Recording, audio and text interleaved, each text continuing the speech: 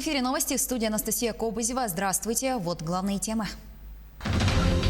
Прививочная кампания против гриппа стартовала в Нюрнбергском районе. Поступило более 13 тысяч доз вакцины. Участники автопробега из Питера в Мирный продолжают путь. До какого города доехали, узнаем через несколько минут. 39 тысяч лет. Оленеводы Якутии нашли мумию пещерного медведя.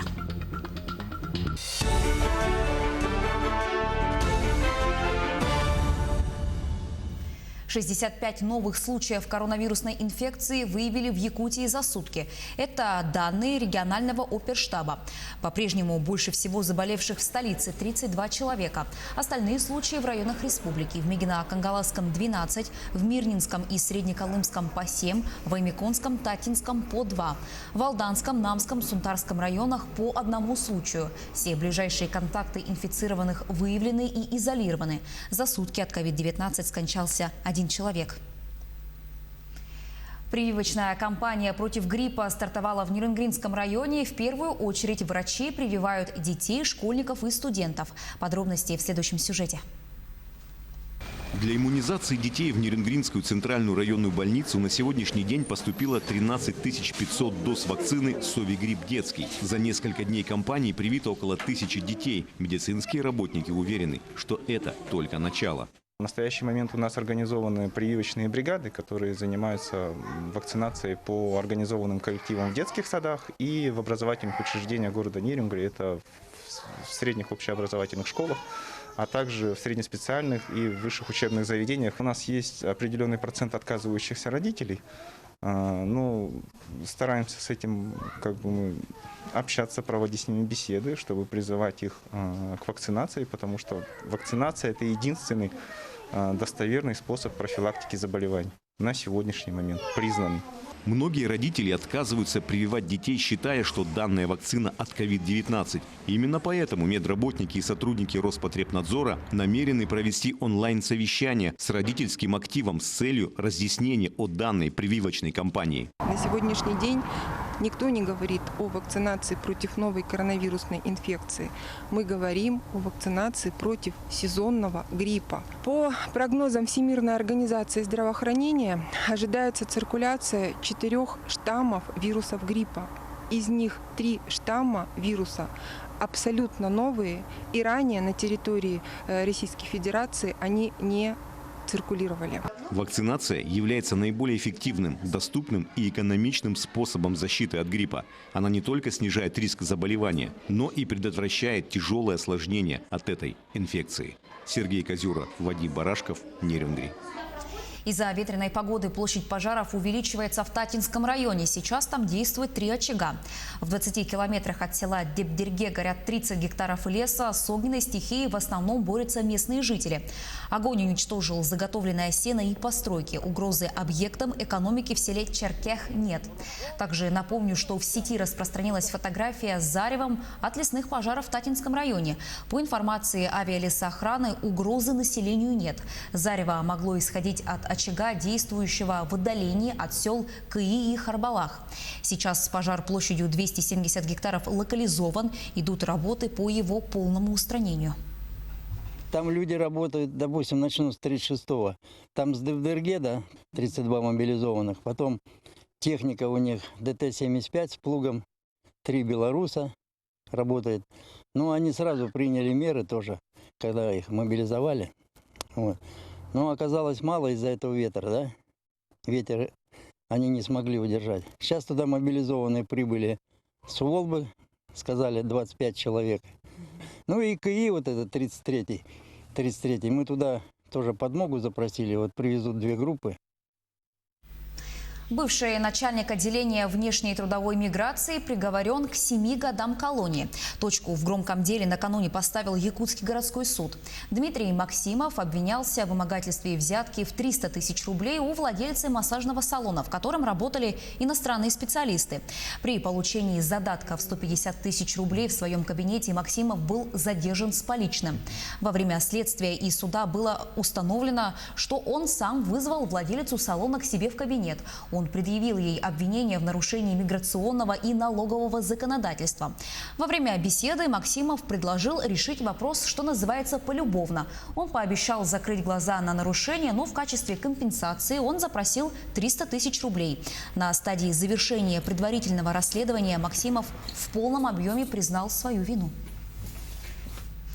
Операция «Нелегальный мигрант» стартовала в Якутске. Сотрудники иммиграционного отдела и полиции в эти дни будут проверять предприятия, организации и объекты торговли для того, чтобы выявлять тех, кто работает в столице незаконно. Например, сегодня организаторы акции обошли строящиеся объекты 203-го микрорайона. Отметим, что в прошлом году удалось выявить 230 нарушений миграционного законодательства. Тогда из Якутии были выдворены за пределы России 20 человек. 12 из них прошли через центры временного содержания. В настоящее время сегодня проводится второй день операции. Операция проводится с 14 по 20 сентября. Во второй день сегодня проводим проверку строящегося объекта под номером 4 и 3. Строящаяся организация «Прометей». В настоящее время выявлены иностранные граждане, которые проследуют в отдел полиции для выявления обстоятельств. Законно ли они находятся на территории Российской Федерации или нет. В Сайсарском округе столицы состоялось торжественное открытие новой котельной, которая обеспечит теплом и водоснабжением новые активно развивающиеся кварталы столицы. Объект стоимостью более 200 миллионов рублей принадлежит акционерному обществу «Теплоэнергия». Новая котельная – это современное здание площадью 730 квадратных метров, оборудованное самыми современными высокотехнологичными котлами мощностью 39 мегаватт. Годовой отпуск тепла котельной более 40 тысяч гигакалорий. Котельная полностью автоматизирована. Новый объект возьмет на себя все мощности старой котельной 1975 года постройки и станет самой мощной среди объектов коммунального хозяйства столицы. Строительство новых котельных в городе Якутске – это как бы такой процесс, которого давно не происходило. Одна из самых мощных котельных, в первую очередь, она уже выдает у нас 39 мегаватт. А, соответственно, когда поставят еще два котла, она будет еще мощнее. Это будет самая мощная котельная города Якутска. И сегодня уже подключены 5 домов из новых кварталов, которые построены здесь по договорам развития застроенных территорий. И, конечно, строительство такой мощной, ультрасовременной котельной даст импульс для развития вот всего этого микрорайона, обоих кварталов. Якутия получит более 308 миллионов рублей на пособие по безработице. Об этом сообщил председатель Госкомитета Республики по занятости населения Степан Москвитин. На сегодня в республике более 30 тысяч безработных граждан. Напомним, 11 сентября председатель правительства России Михаил Мишустин подписал распоряжение о выделении 35 миллиардов рублей на пособие по безработице. Максимальный размер пособия в регионе – 12 130 рублей, умноженное на районный коэффициент. Также сохранилось пособие для безработных с несовершеннолетними детьми. На каждого ребенка по 3000 рублей до 1 октября. Участники автопробега из Питера в Мирный доехали до Ульяновской области. Позади Санкт-Петербург, Тихвин, Череповец, Кострома, Плёс, Иваново, Владимир, Нижний Новгород и Саранск. В автопробеге участвуют 2 легковые машины «Лада Ларгус» и «Лада Веста». Во Владимире к колонии присоединился тягач «Скания». Он отправляется в Мирный для работы на предприятиях компании «Алроса». В финальную точку маршрута машины планируют прибыть 2 октября. Данная машина у нас участвует в пробеге. Она пойдет из Владимира до города Мирного. Мы проедем почти всю Сибирь, приедем собственными колесами в Якутию и покажем, что даже как легковой, так и грузовой транспорт может спокойно на газе проехать в далекие края нашей страны. А потом эта машина войдет в автопарк «Алрос». Да, данная машина будет эксплуатироваться в автопарке «Алроса», будет работать на территории республики.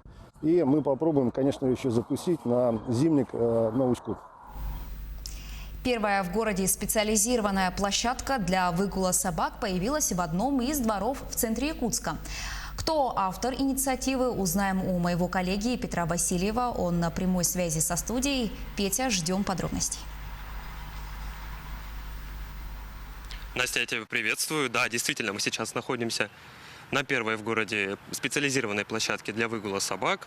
Ее оборудовал один из жильцов дома по адресу Чернышевского, 16. И я предлагаю послушать, что он нам рассказал. владельцы домашних собак, они должны относиться к этому вопросу с ответственностью и с уважением к соседям и горожанам. Да? А для этого я вот, собственно, сам своими руками вот соорудил площадку для стерилизованного выгула домашних собак, на котором имеется док-бокс с гигиеническими пакетиками для утилизации отходов жизнедеятельности. По факту это получается специально отведенное место для уборки собачьих отходов, чтобы на площадках было чисто и безопасно для детей. Площадка появилась здесь в прошлую пятницу, 11 сентября, и ее площадь достаточно, чтобы выгуливать одновременно сразу нескольких животных.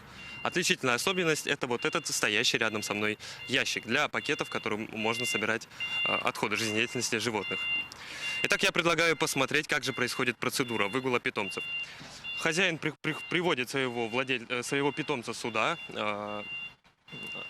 затем питомец испражняется, и уже потом продукты жизнедеятельности собираются путем использования вот этого пакета и относятся в ящик, специализированный в 10 метрах отсюда. Таким образом, и территория придома, и территория самой площадки остается абсолютно чистой. Отмечу, что подобная практика уже широко используется в различных крупных городах нашей страны, и автор проекта надеется, что в ближайшее время ее удастся распространить и на другие районы нашего города. Настя, у меня на этом все. Петя, спасибо большое. Напомню, что на связи был наш корреспондент Петр Васильев. Оленеводы Якутии нашли мумию пещерного медведя. Последние особи этого вида зафиксированы 15 тысяч лет назад. Возраст самой находки по предварительным оценкам 39 тысяч лет. Ученые отмечают, что впервые удалось найти целого медведя, а не только фрагменты. Сейчас благодаря вечной мерзлоте сохранилась вся туша и шерсть, а также особенно склонные к разложению нос и внутренние органы. Возможно, даже удастся узнать, кем последний раз пообедал доисторический хищник. Останки будут изучать в Северо-Восточном федеральном университете. Пробы медведя направят на радиоуглеродный анализ. К этой минуте у меня пока вся информация. Наши корреспонденты продолжают следить за развитием событий. Еще больше новостей на наших официальных сайтах jak24.ru и nvk-online.ru. Оставайтесь с нами.